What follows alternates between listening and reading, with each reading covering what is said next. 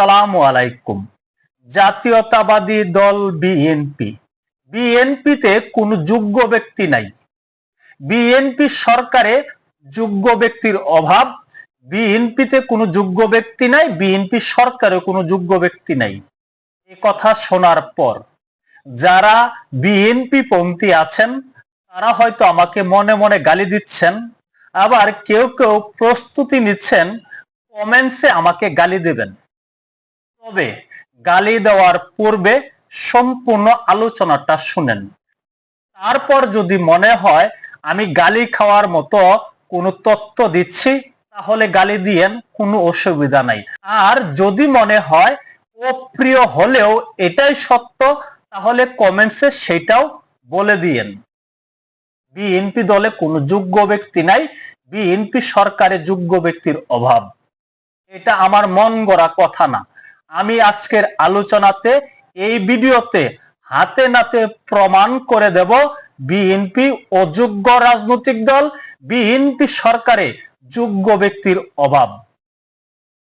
আসেন প্রমাণ দেখি। প্রমাণ করতে গেলে প্রথমেই বর্তমান প্রধানমন্ত্রী তারেক রহমানের প্রসঙ্গটাও আসে, তবে তাকে নিয়ে আমি খুব বেশি কথা বলবো না।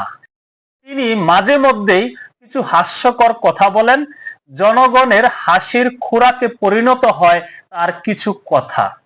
তবে সেগুলো আমি মনে করি মনের অজান্তে তিনি বলে ফেলেন। এবার আসেন, এই মুহূর্তে আমাদের বাংলাদেশে সবচেয়ে বড় ক্রাইসিস হলো জ্বালানি, বিদ্যুৎ, তেল, গ্যাস। এই দায়িত্বে যিনি আছেন তাকে নিয়ে আলোচনাটা শুরু করি। সর্বশেষ বেগম জিয়ার নেতৃত্বে বিএনপি যখন ক্ষমতায় আসলো তখন এই টুকু সাহেবকে বিদ্যুৎ প্রতিমন্ত্রীর দায়িত্ব দেওয়া হলো। দায়িত্ব পেয়ে তিনি ব্যর্থ হলেন, ব্যর্থতার প্রমাণ দিলেন, যার কারণে বেগম জিয়া তাকে অপসারণ করতে বাধ্য হয়েছিল। শুধু তাই নয়, আমাদের বর্তমান প্রধানমন্ত্রী তারেক রহমানকে নিয়ে অনেকেই ব্যঙ্গ করে একটা কথা বলে থাকে, খাম্বা তারেক। এই নামকরণের পিছনে সবচেয়ে যে ব্যক্তিটা দায়ী সেই ব্যক্তিটা হলো এই বর্তমান বিদ্যুৎ জ্বালানি মন্ত্রী টুকু সাহেব। টুকু সাহেবের ব্যর্থতার কারণে বিএনপিকে অনেক খেসারত দিতে হয়েছে এবং তারেক রহমানের নামের শেষে বা আগে খাম্বা কথাটি যুক্ত হয়েছে। সেই ব্যক্তিকে তারেক রহমান সাহেব এখন পূর্ণাঙ্গ মন্ত্রিত্ব দিয়েছে। যে ব্যক্তি প্রতিমন্ত্রী হিসাবে ব্যর্থ হয়েছিল, যে ব্যক্তিকে প্রয়াত নেত্রী বাংলাদেশের সাবেক প্রধানমন্ত্রী বেগম জিয়া অপসারণ করেছিল, সেই ব্যক্তিকেই তারেক রহমান পূর্ণাঙ্গ মন্ত্রিত্ব দিয়েছে। জ্বালানি বিদ্যুৎ মন্ত্রীর দায়িত্ব তাকে দেওয়া হয়েছে। যদি বিএনপিতে যোগ্য ব্যক্তির অভাব না থাকতো তাহলে টুকু সাহেব কিভাবে বিদ্যুৎ জ্বালানি মন্ত্রী হলেন? যদি বিএনপিতে যোগ্য কোনো ব্যক্তি থাকতো জ্বালানি বিদ্যুৎ খাত দেখার জন্য তাহলে হয়তো টুকু সাহেবকে এই দায়িত্ব তারেক রহমান দিতেন না। সেই টুকু সাহেব কিন্তু এখনো ব্যর্থতার পরিচয় দিচ্ছেন। তিনি কিন্তু বিদ্যুৎ জ্বালানি খাত চালাতে পারছেন না, তবু তিনি এই মুহূর্তে মন্ত্রী আছেন। তারপরে যে ব্যক্তির কথা বলতে হয়, অন্তর্বর্তী সরকারের প্রধান উপদেষ্টা ডক্টর ইউনূস বিদেশ থেকে হায়ার করে বেশ কয়েকজন ব্যক্তিকে এনে তার উপদেষ্টা পরিষদ সাজিয়েছিলেন। বেশ কয়েকজন বিদেশি ব্যক্তিকে তিনি তার কলা কৌশলী নিয়োগ করেছিলেন। তার মধ্যে অন্যতম হলো বর্তমান পররাষ্ট্রমন্ত্রী ডক্টর খলিলুর রহমান। যখন এই খলিলুর রহমানকে পররাষ্ট্র উপদেষ্টার দায়িত্ব দেওয়া হয়েছিল, আমার যদ্দূর মনে পড়ে এখন যিনি আমাদের বর্তমান মাননীয় রাষ্ট্রপতি আছেন, তৎকালীন তিনি বিএনপির মহাসচিব ছিলেন। তখন তিনি পররাষ্ট্রমন্ত্রী খলিলুর রহমানকে নিয়ে প্রশ্ন তুলেছিলেন, তার নাগরিকত্ব নিয়ে প্রশ্ন তুলেছিলেন। কিন্তু বিএনপি সরকার ওই ব্যক্তিকে আবার তাদের সরকারে অন্তর্ভুক্ত করলো। সেই বিতর্কিত খলিলুর রহমানকে পররাষ্ট্রমন্ত্রী করা হলো। যদি পররাষ্ট্র মন্ত্রণালয় সামাল দেওয়ার মতো বিএনপিতে কোনো যোগ্য ব্যক্তি থাকতো, তাহলে কি খলিলুর রহমানকে হজম করতে হয় বিএনপিকে? তাকে মন্ত্রী দিতে হয়, পররাষ্ট্রমন্ত্রী বানাতে হয়? বলতে পারেন এর পিছনে অনেক কারণ আছে, অনেক চাপ ছিল, যার কারণে ডক্টর খলিলুর রহমানকে পররাষ্ট্রমন্ত্রী বানানো হয়েছে। এটাও তো ব্যর্থতা। তারপর দেখেন, গত 2 দিন আগে যে ব্যক্তি পররাষ্ট্র মন্ত্রণালয়ের প্রতিমন্ত্রী হয়েছেন, হুমায়ুন কবির, তিনি আরো বেশি বিতর্কিত। তার নাগরিকত্ব নিয়ে প্রশ্ন উঠছে।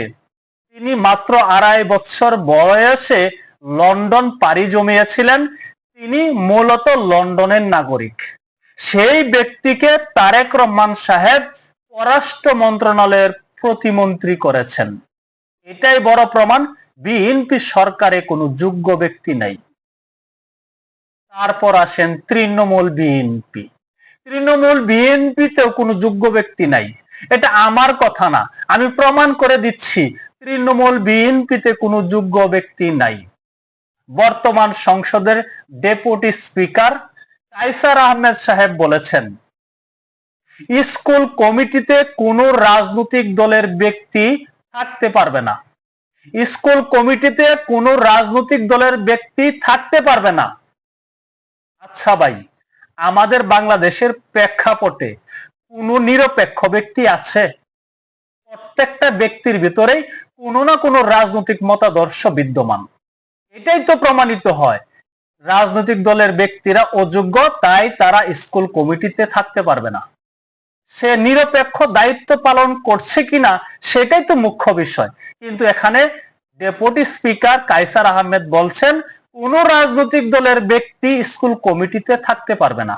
তার মানে বিএনপিতে কোনো যোগ্য ব্যক্তি নাই, স্কুল কমিটিতে থাকার মতো কোনো যোগ্য ব্যক্তি নাই। থাকলে তো আর এই কথা বলতো না। কায়সার আহমেদ সাহেব যে কথাটি বলেছেন, কোন স্কুল কমিটিতে কোনো রাজনৈতিক দলের ব্যক্তি থাকতে পারবে না, এই কথাটি শুনে, এই ঘোষণা শুনে তৃণমূল বিএনপি থেকেই কিন্তু খুব জাগ্রত হচ্ছে। বিএনপি নেতা কর্মীরা কায়সার আহমেদের প্রতি ক্ষিপ্ত। দেখেন, একেবারে মন্ত্রী পরিষদ থেকে তৃণমূল পর্যন্ত তাদের যোগ্য ব্যক্তির অভাব। তারাই প্রমাণ করছে, বিএনপি নিজেরাই প্রমাণ করছে তাদের রাজনৈতিক দলে কোনো যোগ্য ব্যক্তি নাই। তবে একটা কথা বলি ভাই, আমি ব্যক্তিগতভাবে চাই বিএনপি এই দেশটাকে ভালো করে চালাক। আমরা চাই না একটা তৃতীয় কোনো শক্তি আমাদের বাংলাদেশের ক্ষমতায় আসুক। এখন আওয়ামী লীগ নাই, এখন বিএনপি আছে। বিএনপি দেশটা চালাক না, তারা ভালো করে চালাক, তারা প্রমাণ করুক তারা যোগ্য। বিএনপি সরকার যোগ্য, বাংলাদেশের সাধারণ মানুষের জন্য তারা অনেক কিছু করতে চায়, সাধারণ মানুষকে ভালো রাখছে, এটা তারা প্রমাণ করুক। আমরা কোনো অবস্থাতেই চাই না তৃতীয় কোনো শক্তি বাংলাদেশের ক্ষমতায় আসুক, আমরা সেটা চাই না। আমরা চাই বিএনপি সরকার ভালো করে এই দেশটাকে পরিচালনা করুক।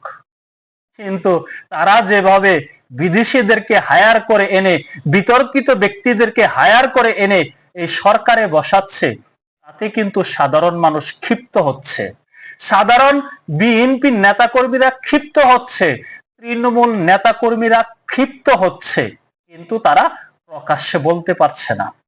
প্রধানমন্ত্রী তারেক রহমান নিজের রাজনৈতিক দলের ব্যক্তিদের প্রতি তিনি আস্থা রাখতে পারছেন না বিদায় বিদেশি পাসপোর্টধারী ব্যক্তিদেরকে এনে এই সরকার চালাতে হচ্ছে। এই যে অপ্রিয় সত্যগুলো প্রকাশ করলাম, বাস্তবতা প্রকাশ করলাম, এরপরও যদি কারো ইচ্ছে হয় আমাকে গালি দেবেন, তাহলে কমেন্ট বক্সে গালি দিতে পারেন। আর যদি মনে করেন আপনি যুক্তি দিয়ে বলবেন আমি অসত্য বলেছি, সেটাও কমেন্টসে বলতে পারেন। ভালো থাকবেন, আল্লাহ হাফেজ।